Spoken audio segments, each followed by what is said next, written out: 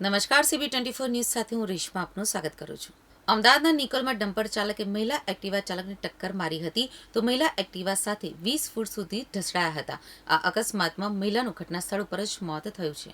અમદાવાદમાં નિકોલમાં સાંજના સમયે ડમ્પર અને એક્ટિવા વચ્ચે ગમખ્વાર અકસ્માત સર્જાયો છે. આ અકસ્માતમાં ડમ્પર ચાલકે મહિલા એક્ટિવા ચાલકને ટક્કર મારી હતી. ત્યારબાદ મહિલા અને તેના એક્ટિવાને 20 ફૂટ સુધી ઢસડાયા હતા.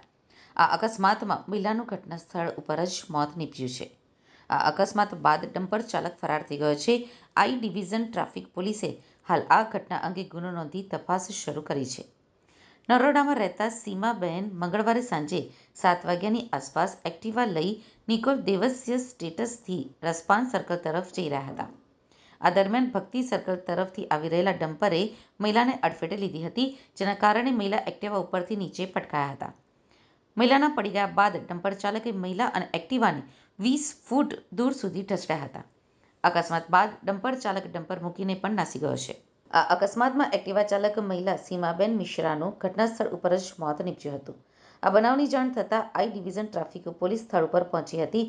આ બનાવ અંગે ફરાર ડમ્પર ચાલક વિરુદ્ધ ગુનો નોંધ્યો છે. અકસ્માતના સીસીટીવી ફૂટેજ પણ સામે આવ્યા છે, જેમાં ડમ્પર ચાલક દૂર સુધી મહિલાને ઢસડતા પણ નજરે પડે છે. પોલીસ સીસીટીવી ફૂટેજના આધારે વધુ તપાસ કરી રહી છે.